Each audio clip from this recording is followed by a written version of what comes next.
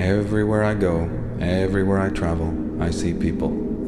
The whole planet is full of them. Some walk alone, some with a companion, and others go about in groups.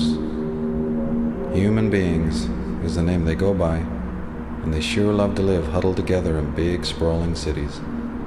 They all seem very busy doing this and that, and getting on with their lives.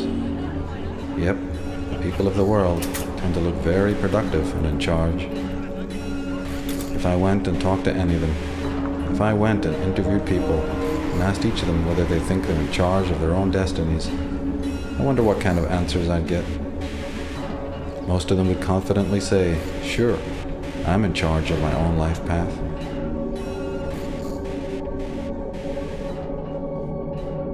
And what about me? Am I really in charge of my own destiny? Do I know where I've come from, why I'm here, and where I'm going? After all, some people would say that just by using this credit card, I'm a virtual serf to powerful men who profit from my existence. Some have said we're all veritable slaves in an invisible penitentiary. If that's the case, then none of us are in charge of our lives. We only think we are, and that's kind of frightening. Maybe that invisible prison does exist. Maybe I can't see it because I've been trained not to be able to see it. Can that situation ever change? After all, I sure don't like to think of myself as being on someone else's chain. I think it's time to investigate these matters. When in doubt, find out. That's the key. There are those who've looked into these matters long before my time. What did they have to say? That's what I'd like to know.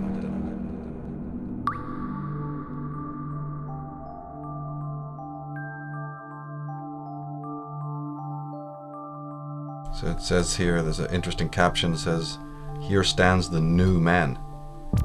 His conception of reality is a dance of electronic images fired into his forebrain, a gossamer construction of his masters designed so that he will not under any circumstances perceive the actual or the real. His happiness is delivered to him through a tube or an electronic connection. His God lurks behind an electronic curtain. And when the curtain is pulled away, we find the CIA sorcerer and the media manipulator. Jim Keith, Mind Control, Mass Control, just one of the fine books on, the manipulation of consciousness that he did before he sadly basically was killed. He was one of the people, I think, one of few who understood that the real war is a war on consciousness.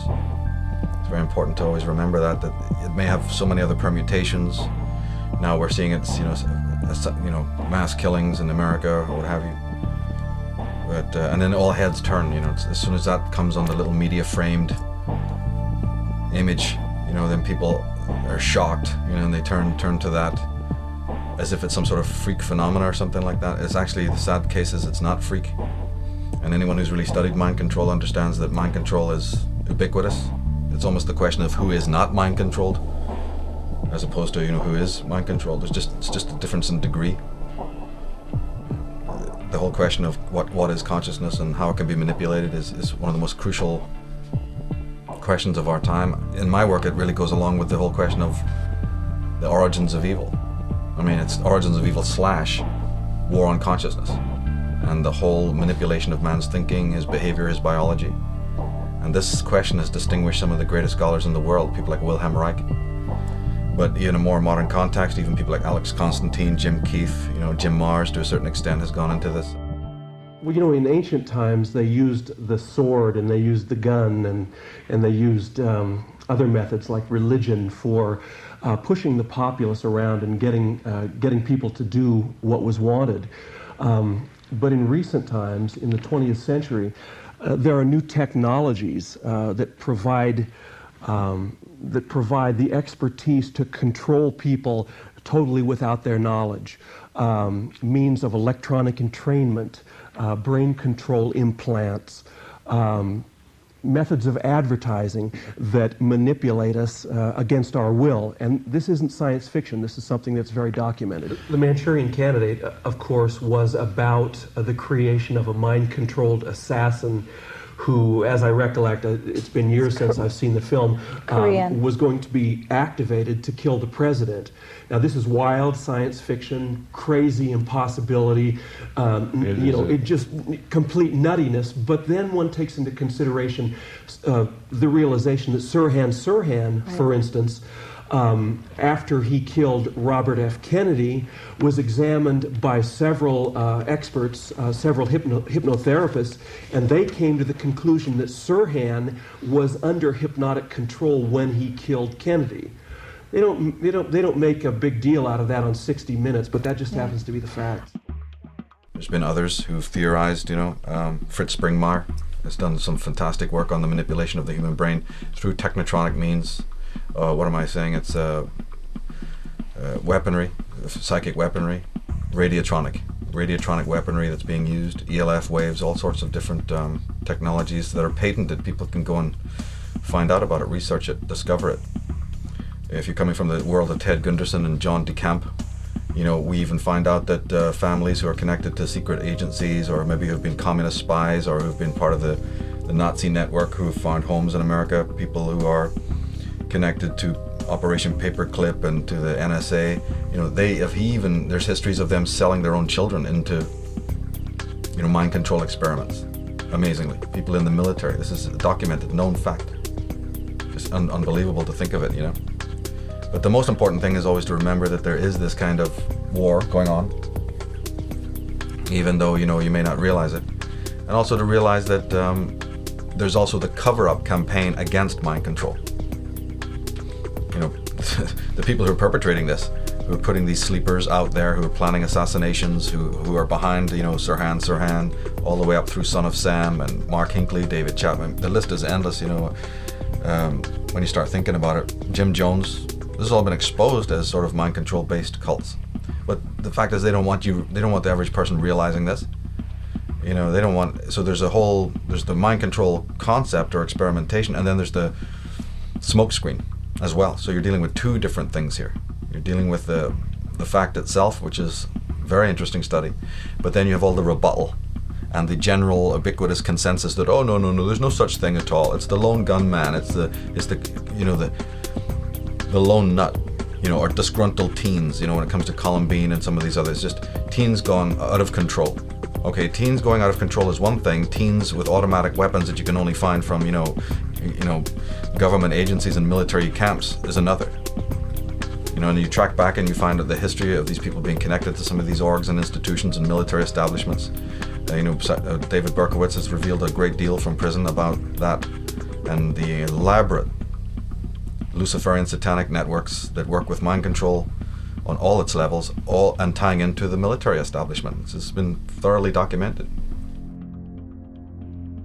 In 1993, announced that the entire spree was engineered by a satanic cult, and others had participated in the plot. Of course, everyone had played a role as far as the chanting and the praying. Everyone had a role in that, and understanding that, this was going to be another sacrifice to our gods. Bunch of scumbags that they were.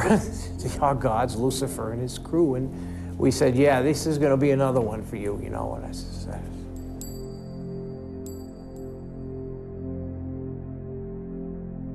certainly recommend Maury Terry's Ultimate Evil, in which Berkowitz reveals the whole level of operations, government black ops, and mind control behind the Son of Sam, behind the Son of Sam killings.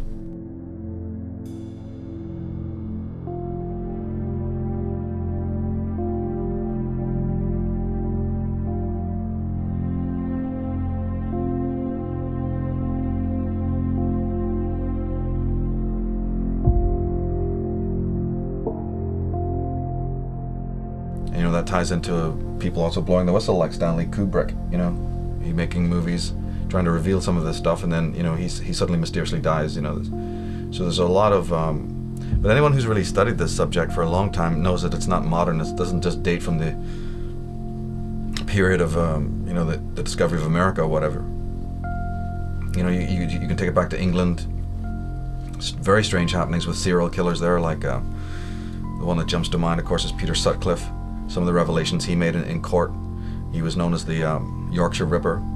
You know, I've made a detailed study of so many of these kinds of personalities, both in America and in England, and the same refrain. It's almost unbelievable how common their refrain is. Not just about their own psychological upbringing with their parents and so on, but during their spree of crimes. You know, they made me do it. Voices made me do it. Hey Doc, I'm possessed. Do it.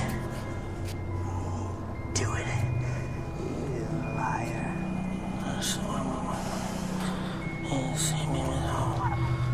One of these mine! You gotta out on the side, just go. Get in the next taxi and just go. Go, go, go, go! Don't do it. You liar. That's not what we're here for. That's not what we're here for. He signed your record and he was nice. Put the date on and everything, he was kind. But I wanna kill him, he's mine. I want him. Help me, devil. Please, give me the power. Oh, boy. That's what I have to do. I have to. I want to. No! God, no, God, no. No. Nobody! You're nothing! He wasn't phony. Just get in a taxi. You coward, you phony! Get in a taxi and go home. You got your autograph. Go home, frame it, put it on the wall. Put it on the wall! Don't listen to them. Don't listen to them. There's no place like home. Go home, go home.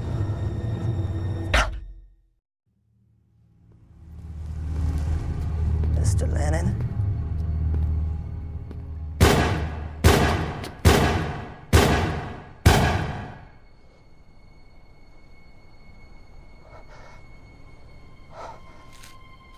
They've had this whole run-in with doctors. The Hungerford killing, for instance. The name of the perpetrator escapes me right now, but it's the famous Hungerford case. Is blatant mind control. And the guy having serious problems, committing his crime maybe within half an hour of having a phone call from his specialist. A bizarre phone call was recorded in which the guy lifts the phone, it's perfectly normal, lifts the phone, puts it down, goes upstairs, gets on his hunting attire, his military fatigues, arms himself to the teeth with all of this, you know, hunting attire, and then goes down, you know, into Hungerford and basically slaughters a lot of people. And then, okay, the normal ubiquitous, he kills himself out of remorse bit at the end. No, he killed himself at the end after the head detective arrives and through a loudspeaker or through some sort of a bullhorn coaxes him out. Johnny, come out, give yourself up, you're surrounded. And then you hear a shot. So how do we know that that particular speech from that detective or that chief of police is not loaded with what they call trigger terms? You know, we know it exists in backward masking. We know that codes have been used in the military.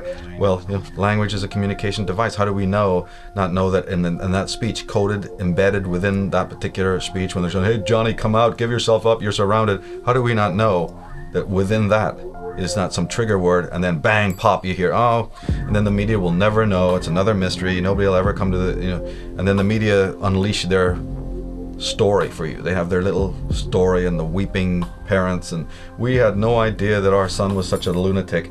No, the whole world now knows that he's a mass murdering psychopath, but you didn't know. So, you know, we got whole questions there that need to be looked at and investigated. Who are the parents of these people?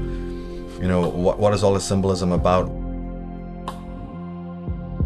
are these just, disgruntled people? There's a lot of disgruntled people in the world. There's a lot of frustrated, jaded teens, but a lot of them don't, get into Trans Ams and drive them through, McDonald's windows. A lot of them don't go and buy automatic weapons and murder innocent people. So people need to wake up and realize this thing is so much deeper.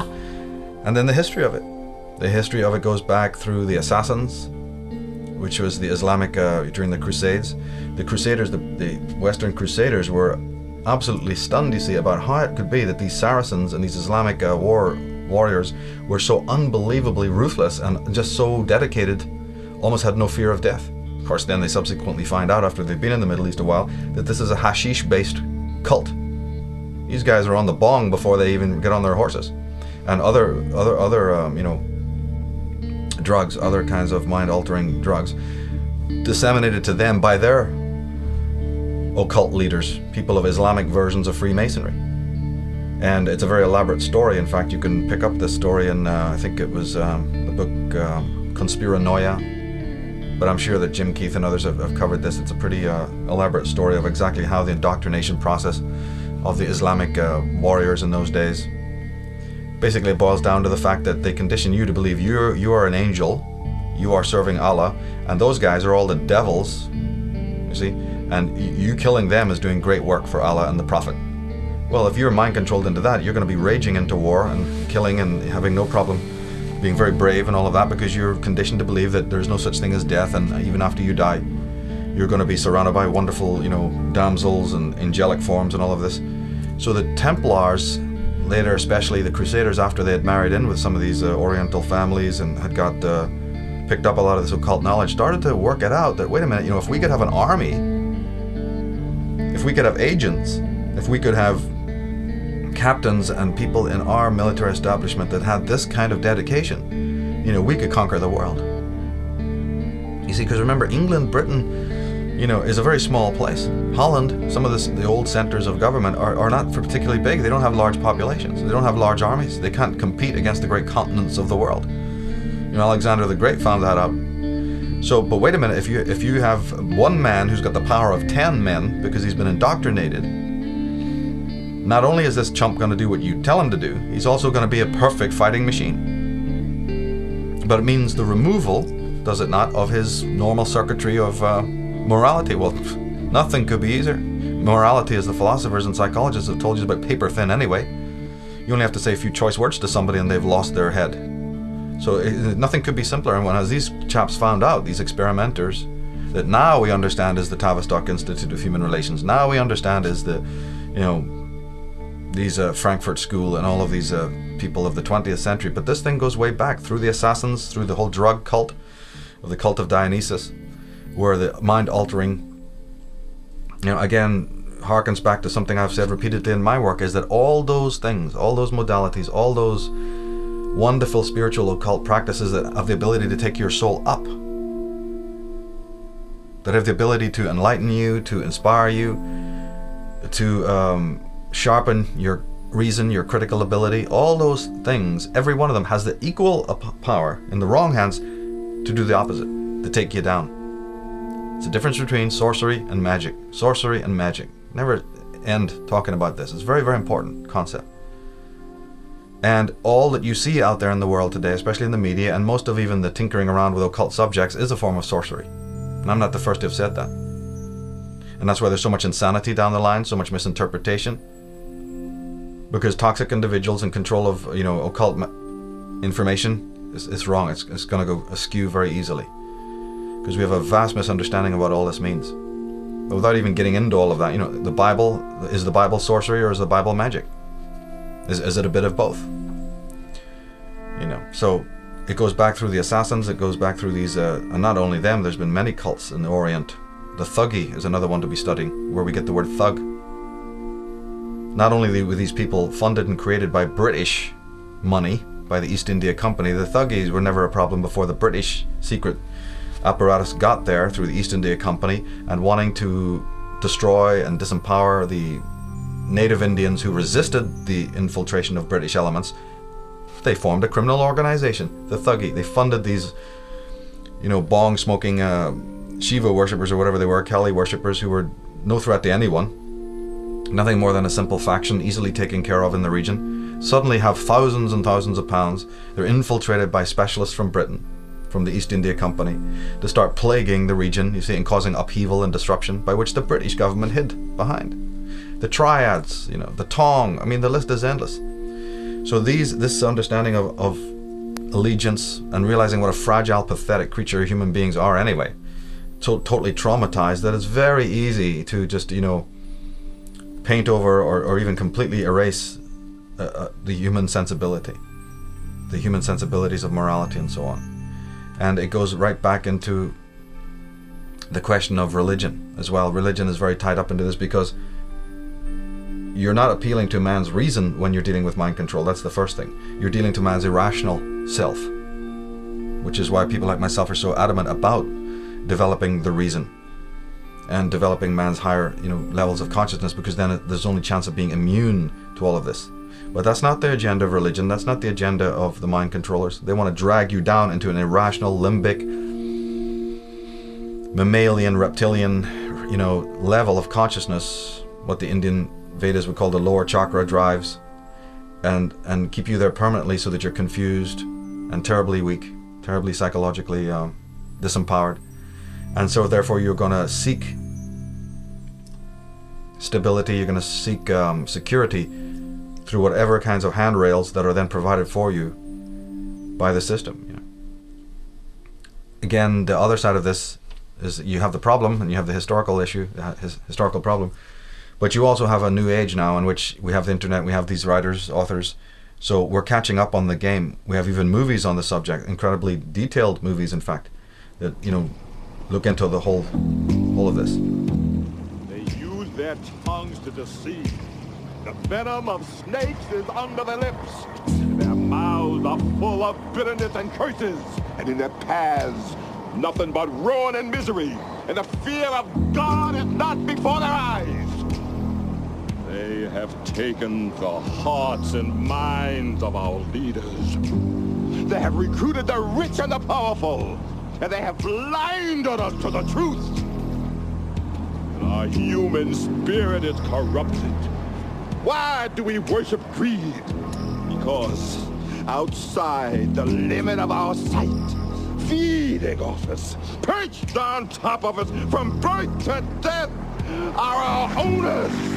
Our owners. They have us. They control us. They are our masters. Wake up. They're all about you, all around you. Easy to apply nails, pre-colored in 7 luscious hues. Just... Our impulses are being redirected. We are living in an artificially induced state of consciousness that resembles sleep. Oh, goddamn hacker, that second time night that asshole's cut in. The movement was begun 8 months ago by a small group of scientists who discovered, quite by accident, these signals being sent through... Things giving me a headache. Yeah, tell me about it. Us took the hackers months to figure out how to do this. The poor and the underclass are growing. Racial justice and human rights are non-existent. They have created a repressive society, and we are their unwitting accomplices. Their intention to rule rests with the annihilation of consciousness. We have been lulled into a trance. They have made us indifferent to ourselves, to others. We are focused only on our own gain.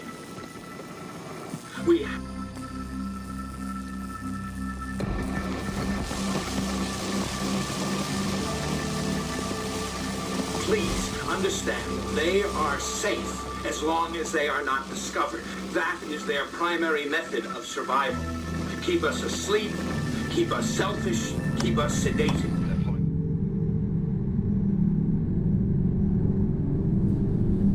All I would say is that we've got to not trust the media stories when any of these,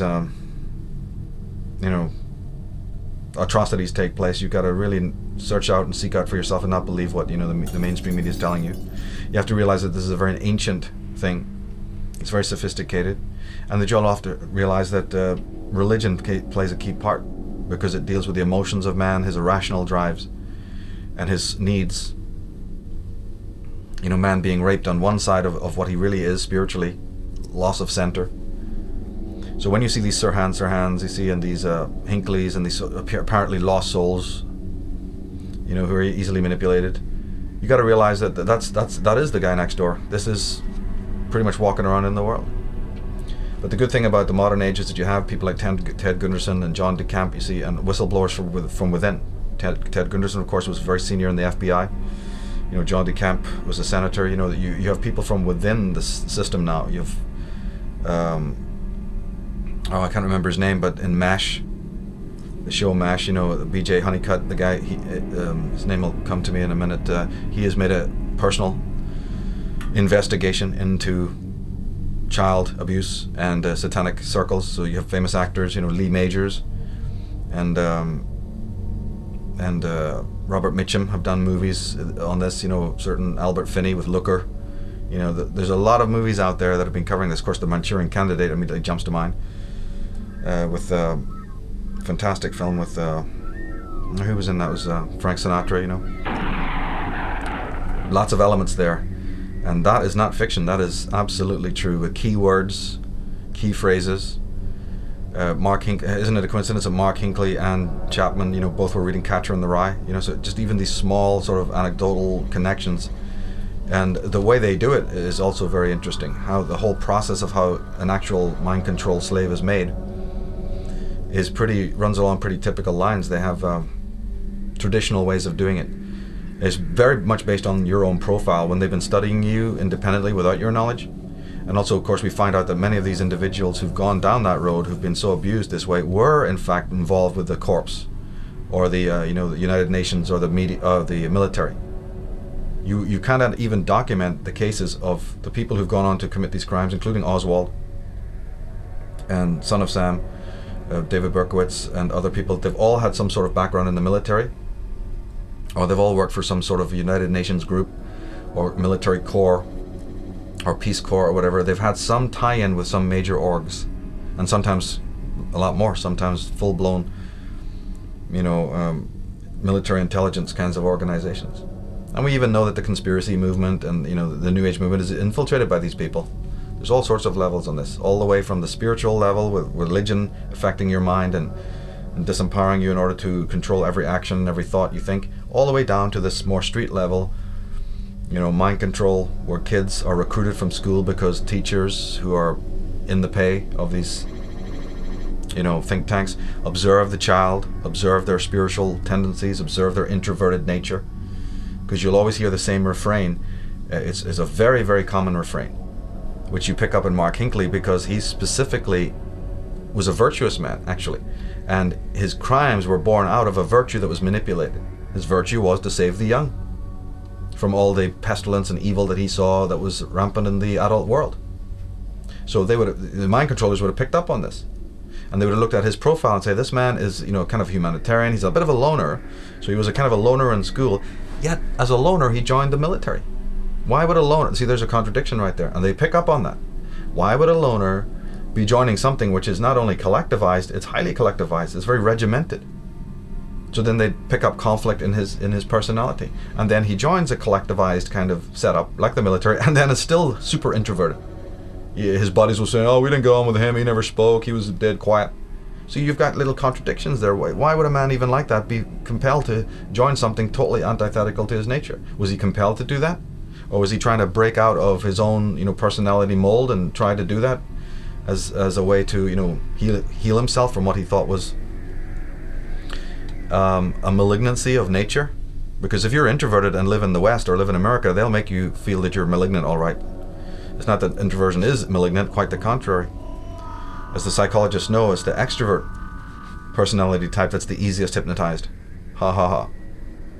The extrovert personality, Mr. Sunshine, the one season world, go getting gung-ho guy who's super successful, got everything that the material world can offer, he goes under in 2 seconds flat, but it's the introvert that you kind of, manipulate. Well, so this is the, again, contradictions.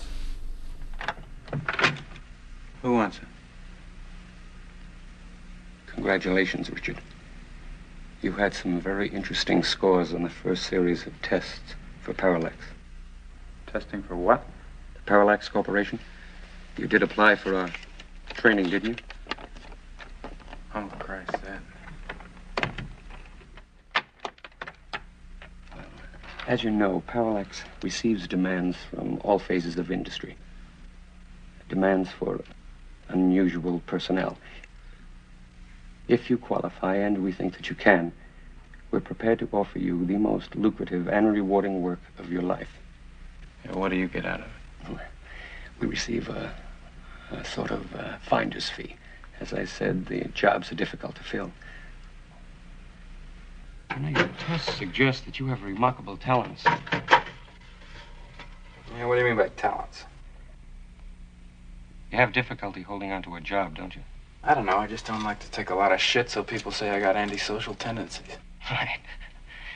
Now tell me, has it ever crossed your mind that maybe it's everybody else's problem that they don't get along with you? Why? Because you see, the very quality that gets you in trouble is what makes you potentially invaluable. What's that? Your aggressiveness. Aggressiveness. Right. I don't want to intrude on you while you're reading. But get in touch with me personally if you'd like to go further.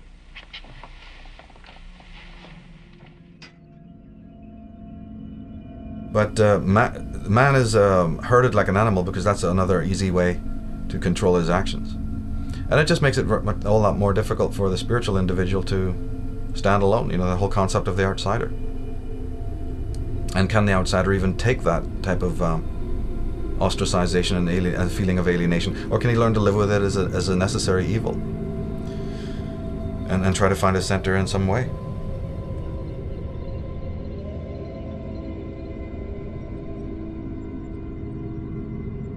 But symbolism is used a lot. Not only words and trigger words, but certain kinds of symbolism will be used. And I believe that these people, even when they approach priests, you know, maybe if they have some mental problems, what's your options? You know, nobody's gonna understand you and your family are around you, so you're bound to have to go to a priest or some sort of psychologist, psychiatrist. And in my mind, you know, that's really could be potentially very dangerous. Because I've got questions about who these people work for, you know, and what kind of allegiances they have, and how many strange deaths have taken place while you're in the custody of these men in white. Why is Bayer Corporation the rat of the week? Internal documents show that after this company positively, absolutely knew that they had a medication that was infected with the AIDS virus, they took the product off the market in the U.S. and then they dumped it in France, Europe, Asia, and Latin America. The medicine's called Factor 8. It was an injection medicine that was used for hemophiliacs, mostly children. Children had been born with an incurable disease. Hold on, Mike. So hold on. So you're telling me that Bayer knew that this drug was infected with the AIDS virus. They yanked it from the market in America, and then they dumped it in markets overseas? They had to figure out a way, Joe, to make a profit on a product that they could not sell in America. So they made a huge profit. They dropped the product in Japan, Spain, and France.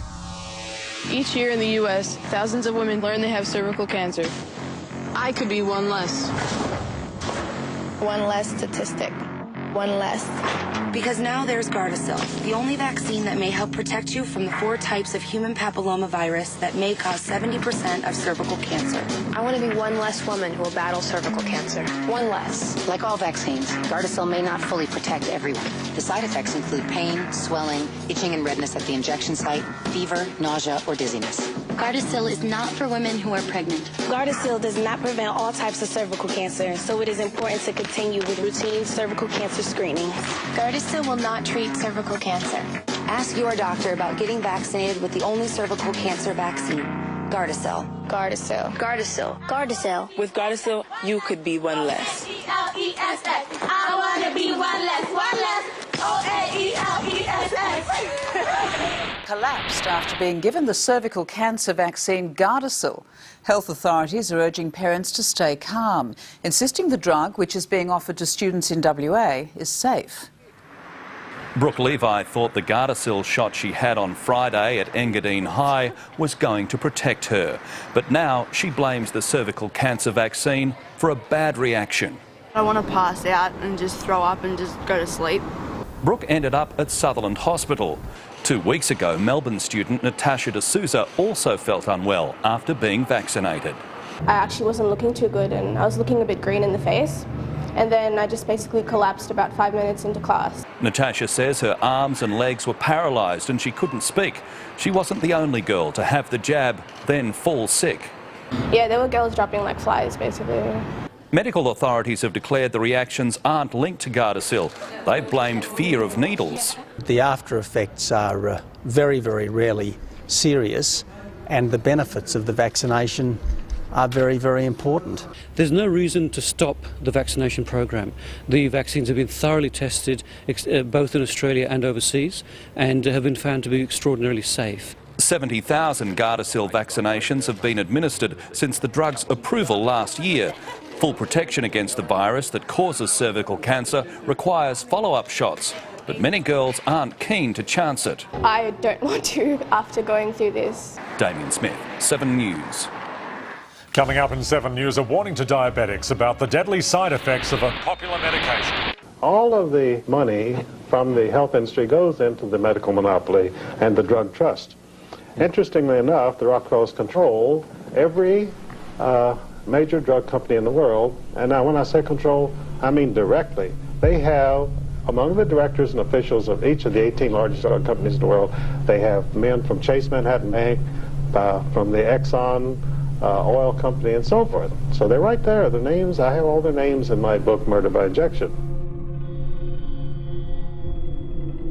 So it's a terrible problem, terrible problem, and if people are not willing to go holistic and really have a holistic background, you could be jumping from the frying pan into the fire when you try to approach quote-unquote professionals that give you help. Well, you might be going to the most psychotic people that ever lived, the very people who have caused you to be the way you are through their whole media manipulation and their whole infrastructure of society. Like, it goes back to the question of who is sane, what is sanity? Is there anybody sane in this world? The more you start to look at it, the more you start to realize, no, you're not. You're in some sort of hideous Planet of the Apes type experiment here. And man is a terribly, terribly disassociated and fragmented individual.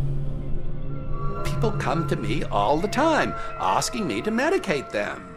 The implication behind that was that human beings, like all other animals, have a particular ideal model. It had a machine-like quality to it. We know what the model should be, and they ask of me to give them medications that would push them back to this particular model they have, an unrealistic model, but a very static model of man as machine. What was happening was that large parts of normal human experience, grief, disappointment, loneliness, were all being reclassified as medical disorders. In the process, a new system of management was emerging. The drugs took away those complex and difficult feelings and made the individuals happier. But they also made them simpler beings, more easy to predict and manage, and closer to the machine-like creatures at the heart of the economic models. By using checklists of symptoms about emotions, you have gone out and confused normal human responses to life with mental disorder, and therefore created an illusion of a vast epidemic, a medicalized illusion. And obviously a situation where you medicalize is a situation where your focus will not be on social change, it will be on controlling individuals to fit in properly. That's the subtle and overall danger here, that it could serve our kind of social economic systems needs in a way in which we become more efficient but less human. I will never veer away from this whole concept of consciousness, the effects on consciousness. So it's really refreshing for me to read people like Jim Keith, and also even Alex Constantine to a certain degree, where he talked about his book Covert War Against Rock, amongst many others, is fantastic. Because there's all sorts of little subsections of this mind control game. There's the cult of Dionysus, which is a very ancient cult that has specifically dealt with the concepts of the Solar King, involving a lot of alchemy, alchemical principles. Again, not as people would mostly understand that kind of study. But as I said, any study that is meant to be the uplift of your soul can also be used to drag you right down into a completely anti-human place. And the alchemical message of the 12 steps of the Sun King, like Hercules went through the 12 signs of the zodiac, the 12 trials, and Horus going through the 12 hours of night and the 12 hours of day. Well, you see, they also throw up people's champions who manifest these archetypes, because mythology is full of archetypes. And these mind manipulators and these people who are very familiar with the truth about mythology are able to manipulate stereotypical people, either people in their own bloodline, who are then later put before you as, oh, it's just the person next door, the Duran Durans you see in The Cure, and Jim Morrison and all these people, and you don't know who in fact these people really are. Well, I got questions about a lot of these people in bands through their names, through the symbolism that they use. I mean, people are only going to go and pick up albums of the Lords of the New Church, you see, and certain bands, certain even personalities within the movie business. Oh, we accept you've got geniuses. We accept you've got phenomenal minds on the artistic level, the Werner Herzogs, the Alfred Hitchcock. We have no problem accepting that you've got exceptional minds of genius, but we can't understand that you have dark minds of genius in the same boat as well. Hell, man hasn't even got around to understanding that enemies in the world are created in exactly the way that allies are created. If a country approaches another country, or a government approaches another country government and says, we want to be allies, and then they shake hands and they have agreements, you've just created an ally. Well, then what is so unbelievably difficult for people to understand that the same action, similar action, causes political enemies to exist? You create your enemies. In fact, you might even have your own men in there, running the government in order to make these enemies. This is how this dialectic works. Now, in the field of pop music and rock and all of these things, I don't approach it from a Christian point of view, so I'm not going to sort of hammer these people just because they've seen wearing a pentagram one day, or they dress in black or something nonsensical, like a lot of the Christians, who try their best to critique this stuff. Unfortunately, they get way off, in my opinion, and basically it comes into hammering their own theories. You're going to have to be very impartial when you investigate occult matters. Christianity is an occult agenda which has been used by the mind controllers endlessly. Wasn't it Mark Hinckley or David Chapman was involved in some Christian network? I know he looked after children. He spent a lot of his time working in children's homes, in daycare and things like that. So these are virtuous Christian, soulful people who are not able to adjust to their society, and then were picked up or experimented on, or just asked to even do a simple questionnaire, just like the old Scientology gig. Well, we're doing a poll, we're doing a research, we're doing a survey. We got the 7-page, obligatory document we give out. You don't know where that document is going. You don't know where that is going to end up, or who's going to be studying it and going, interesting. Then they file them away and use them whenever they need it. This is exactly how it happens. You have to be very careful with all of this. Who knows where that gigantic Scientology, join-up sort of questionnaire thing is really going, and what computer is reading it to find out exactly who you are and whether you fit one of their mind control, schema or not. And by the time you find out, it's too late. But these individuals often who are exceptionally gifted can also be used, sometimes consciously, sometimes unconsciously. And they are put before you, they're stereotypes, but they represent powerful archetypes. One of them being the Sun King, the Solar King, like Elvis Presley. And in fact, it's absolutely uncanny in the last concerts that Elvis did, where he almost verbally is talking in terms of solar symbolism. If you can decode what he was saying on stage at some of the last concerts that he did, it's absolutely remarkable how much solar symbolism he's using, unbeknownst to himself, which is again how the archetype works through the stereotype. And one of the key things is that when the Solar King is about to die or end his cycle, some of the mythologies, not all of them, but some traditions claim that the sun must die in water, in some kind of plunge bath or in some kind of lake. And if you open some very early, pictures of alchemy that are woodcuts, you can find these online, you will literally see that. You will see the king in his old age immersed in water.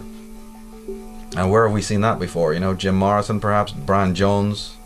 There's a whole even the concept of dying on your own vomit or dying in alcohol, you see, in your lungs, is a water-based ritual type of thing going on here.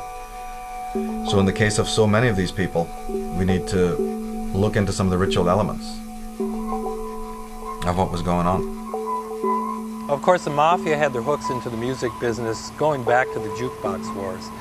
And then in World War II, the OSS started up a program called Operation Underworld, which entailed the actual recruitment of key Mafia figures to operate in Italy and the United States, right? And after World War II, they continued this brotherhood between the CIA and the Mafia that continues to the present day. Now, under Operation Chaos, I mentioned that all intelligence agencies have been brought into the umbrella program. Well, the Mafia was brought into it too because they were central to the music business itself, and they could be used to control and ultimately, in some cases, murder musicians who are outspoken in their opposition to the U.S. government. Jimi Hendrix was killed for two reasons. First of all, he had made statements in the teen press calling for the Black Panthers to go to Washington, D.C. and shoot the place up.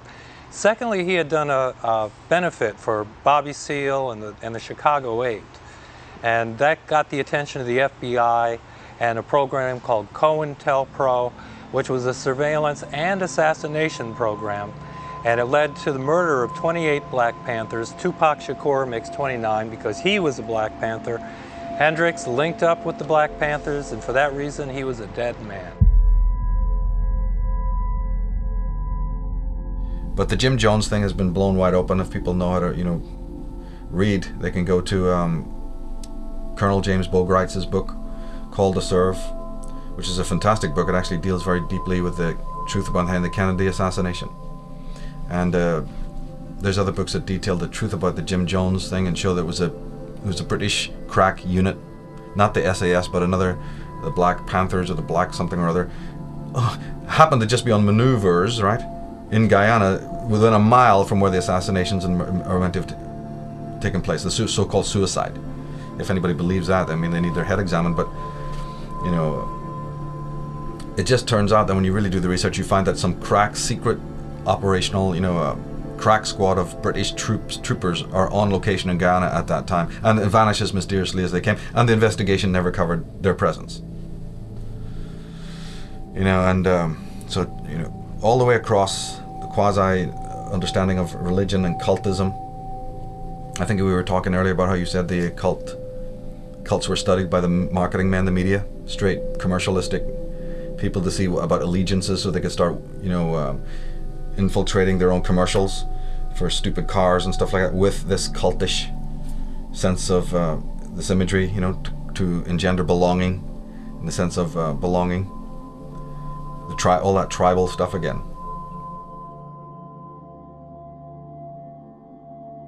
When I was a brand manager at Procter & Gamble, my job was basically to make sure the product was good, develop new advertising copy, design the pack. Now a brand manager has an entirely different kind of responsibility. In fact, they have more responsibility. Their job now is to create and maintain a whole meaning system for people, through which they get identity and understanding of the world. Their job now is to be a community leader. It is the big monopolistic.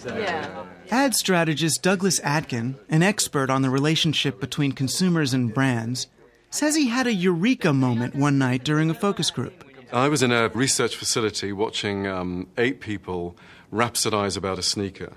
And I thought, where is this coming from? This is, at the end of the day, a piece of footwear. But the terms they were using were evangelical. So I thought, if these people are expressing cult-like devotion, then why not study cults? Why not study the original? Find out why people join cults and apply that knowledge to brands. I'm loyal to this practice because it's done so much for me. If Atkin could find what pushed a person from mere fan to devoted disciple, perhaps he could market that knowledge. Most of the people I discuss the WWF with know that it's not a sport. Right. It's a masculine ballet. So he compared dozens of groups he considered cults with so-called cult brands, from Hare Krishna to Harley Davidson. If you're smart and kind of individual, that's what you drive. From Falun Gong to Mac. I think there's something about Mac users, like they get it. we just had discovered something. They realize there are other people like them and they cooperate on certain projects. And it's part of belonging to the tribe. And the conclusion was this, is that people, whether they're joining a cult or joining a brand, do so for exactly the same reasons. They need to belong and they want to make meaning. We need to figure out what the world is all about and we need the company of others. It's simply that. Saturn is a really good example. It's a mass cult brand.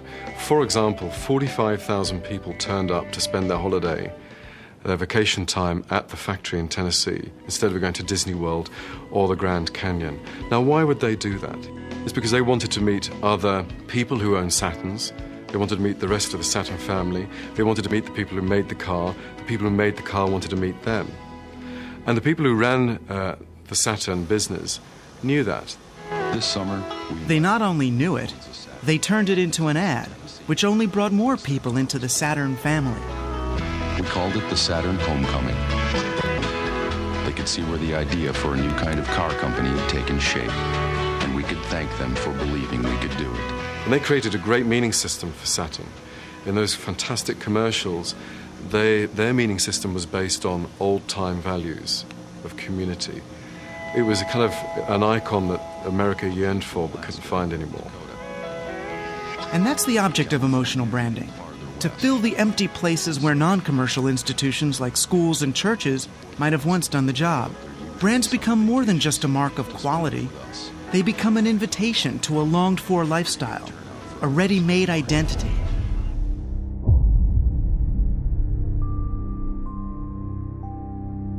So as long as man has not got a center, as long as he's, divorced from his own center, not aware about how his consciousness is being manipulated, he will remain open to this kind of manipulation. Fantastic comment on this in Lord of the Rings. They didn't bring it out in the movie, except in one very short line, which is hard to miss, but in the book they emphasize it very, very prominently, that when they approaching the wizard Saruman, who's a character in the story who's basically was a good man turned evil, that the other wizards in the know, or the other elders in the know, continually warn anyone who should approach Saruman to beware his voice. The white wizard approaches. To beware his use of language, because that alone will hypnotize you, and no matter how strong you are, you'll be pulled into his web. Do not let him speak. He will put a spell on us. I just loved that. I thought that was fantastic, a very powerful image. They did bring it out a little bit in the movie, but this whole idea of the seduction of a man's voice and the power of charisma, and the ability, and of course the media uses this a great deal. And you have, this ties back into the whole concept of the god Mercury. If anyone's familiar with the symbolism of Hermes and Mercury and Thoth, and the earlier version of all of these gods was Ogma from the Celtic tradition, and even Hern being the origin of the word Herm or Hermes. It's all Irish Druidic. Those gods were the gods of language. Those gods were the gods of words. Those gods were the gods of communication, with the understanding that communication by words is a phenomenally powerful and important weapon of both the good and the bad side. Interestingly, Ogma, the Celtic god, his other two traits was strength. They taught symbolically like this. Okay, so Ogma is the god of language, but he's also the god of strength? Yes, because language is strength. Language is a form of power. Man who knows how to manipulate language and words is strong. What was his title, his name? They call him the Honey Mouth. Ogma the Honey Mouth, because, and I guess there's even Scandinavian, I think Loki had the power of that, almost a hypnotic, ability with words. Art is like magic, the science of manipulating symbols, words or images, to achieve changes in consciousness. The very language of magic seems to be talking as much about writing or art as it is about supernatural events. A grimoire, for example, the Book of Spells, is simply a fancy way of saying grammar.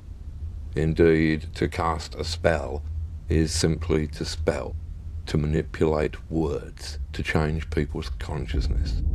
And I believe that this is why an artist or writer is the closest thing in the contemporary world that you are likely to see to a shaman. When you hear these talismanic words like control, security, stronger America, strength, realize that they're talismanic words, they're being used against you. They're seduction words to try and get you to accept this because you don't have that. Well, you've been raped of that. The people who are selling you one story here have actually taken away the very things that you needed that were in your psyche to begin with. I am continuing and I am increasing the search for every possible path to peace. We maintain our strength in order to deter and defend against aggression, to preserve freedom and peace. No one, friend or foe, should doubt our desire for peace. The United States wants peace. We seek peace.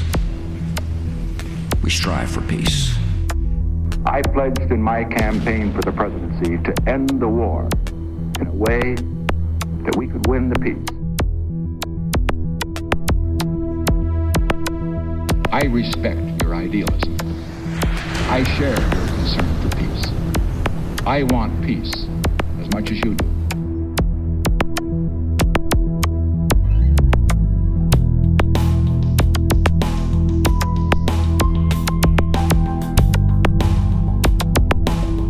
We cannot wait for the final proof, the smoking gun that could come in the form of a mushroom cloud.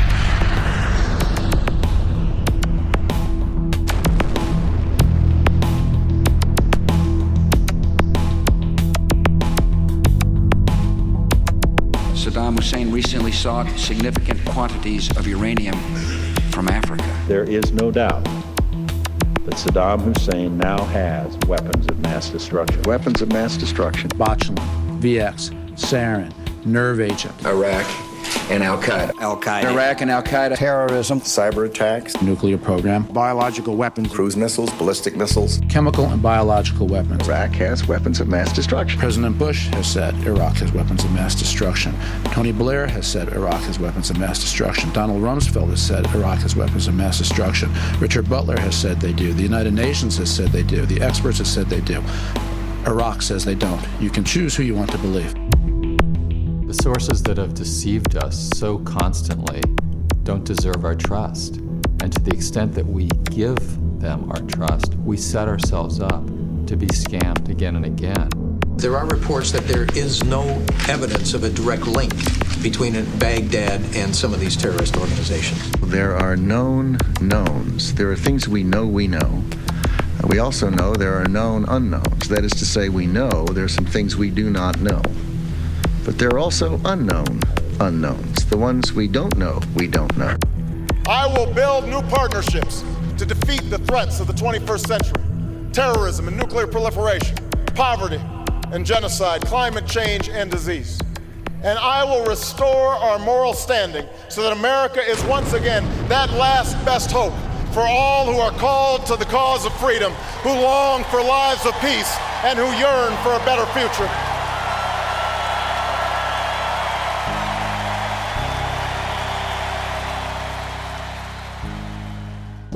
And this is used endlessly in the media by the drip feed method of just constantly downloading the same idiotic memes that you consciously would think you resist. But if they're repeated for the 10, 20 years and you've been growing up, before you know it, you're a parrot of all of that. You don't even realize it was implanted. That's the whole point. You're not meant to realize that your thinking is not your own. That's the smokescreen I was talking about. You're not meant to know that you're under hypnotism. You're meant to think you're perfectly normal. So they're going to sell you the most irrational, most satanic, most vile, pornographic lies, but they're going to sell it in a capsule that makes you think that you're perfectly spiritual, perfectly adjusted, totally normal. As this continues, as this process continues, the division between the outsider who's really sane and the unsane gets wider and wider and wider. What are people complaining about? That they can't believe the world they're walking around in. Sane people are going, I can't handle it, I can't work, it's terrible, the people are idiots. Yeah, but that didn't happen last year, that didn't happen 2 months ago. You're seeing the symptom, not the cause. You're seeing the symptom of an immensely long, phenomenally detailed and interesting and complex. What was Soviet Russia? You can sum up the whole gig of communist Russia in one sentence. Experiment. Social experimentation. meaning you split hairs as to whether it was a Darwinian experimentation or an Orwellian Darwin, blah, blah, blah. It's an experiment in how to control human beings who very easily were controlled. Oh my goodness, 33 people are shot dead. Everybody is just tripping over themselves with awe and amazement and anger and frustration. Let me see, what else is going on in the world right now? What else has been going on since 2001? Let me see, what's happening in Iraq or Iran right now? Can we ask a question about that? What was going on during the previous George Bush? Was there a thing called Desert Storm in which millions of people were killed? Children were wiped out, incinerated? In Panama, were people not burned to death with lasers and incinerated in their own cars? Completely innocent people. Then we have Grenada before that. Grenada. There you have, where do we stop? How many wars do we need? But your children die. Of course it's horrible. But can we have some context here? Can we have some sanity here? That just because your little pathetic, mediocre lifestyle has now been shaken up by something you don't understand, that's the only violence you think it exists in this world? Somebody has to be wielding, a 38 on your own street, in your own backyard, before you realize that there's such a thing as violence in the world? I'm here to tell you that all of that kind of violence, including the genocide, including the mega death, chew on this, that all of that, all through history, is a tiny aspect of the violence that exists in the world. That's the stuff you can see with your five senses. But as any competent psychologist will tell you, that is a very small, sadly, that is a symptom. That's what that is. That's an outpouring and outletting, a playing out in the world. Obviously helped and assisted by those who would like to have chaos rule in the world, yes. But where is its roots? You're going to keep studying the, leaf? You're going to keep studying the bloom and not ask where the root is? Or we'll have a wonderful society tomorrow where they'll be able to prune that really easily. And we won't have any of that violence because, in fact, we'll have a new world order. The chaos out of control. Everything's in chaos. People killing themselves. And we have a perfect structure now that will always deal with that. But will the root be ever looked at? If the root is not looked at, I don't care what kind of order or system is involved in the world of man that, prunes that or, keeps that nicely culled or caged or whatever. I happen to know that the root is twofold. The root of all of this mayhem, chaos, and destruction and immorality is actually a twofold root. The one root is in man's inability to look at his dark emotions, which is a psychological look at this.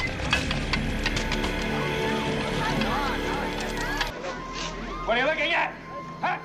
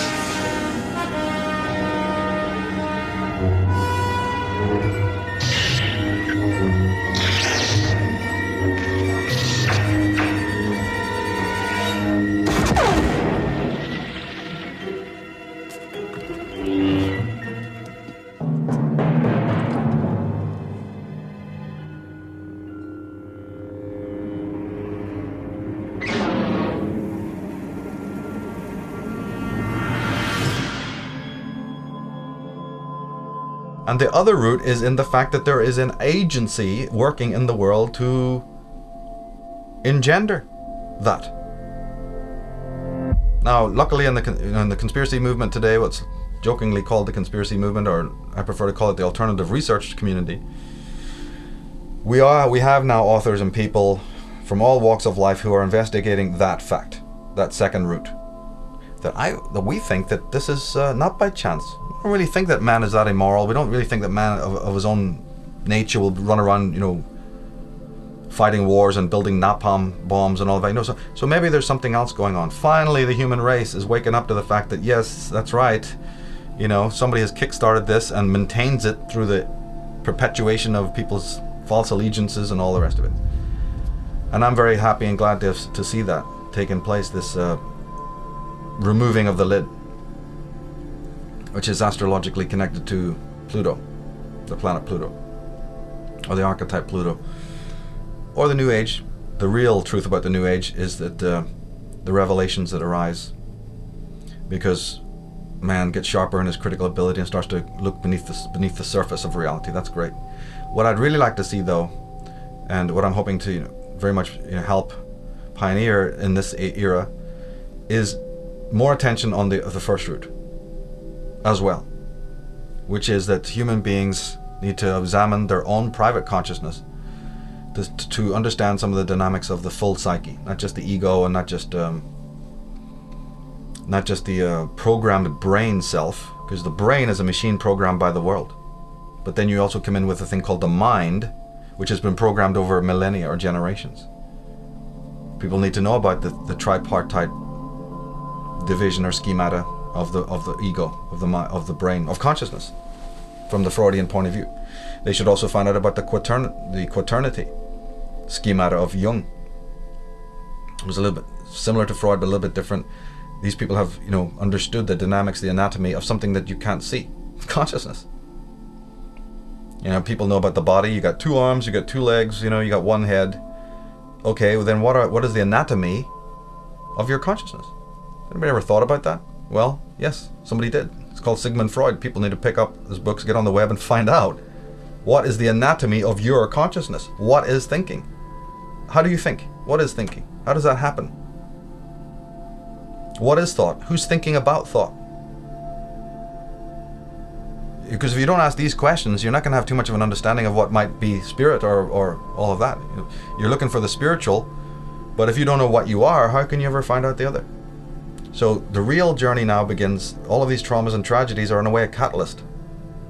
Sad but true that man has to learn through tragedy, but then, hey, wait a minute, even the Greeks knew that as far back as you go, if man is left without tragedy, he'll just sit on his ass and do nothing all day long. He will sun himself and he will take care of his narcissistic, personal, sensationalistic needs, and nothing of any other thing will cross his mind ever. So unfortunately, the universe, nature, whatever you want to call it, fate, has to sort of deliver man what we would call tragedy, and therefore it wakes him up. It's a catalyst to him looking at deeper things. This is very, very necessary. And one of those areas now is that he needs to really continue the investigation of his own thinking, his own consciousness, and realize that the secrets, that's where the secrets lie. One thing is sure, a great change of our psychological attitude is imminent. That is certain. Why? Because we need more. We need more psychology. We need more understanding of human nature, because the only real danger that exists is man himself. He is the great danger. And we are pitifully unaware of it. We know nothing of man, far too little. His psyche should be studied, because we are the origin of all coming evil.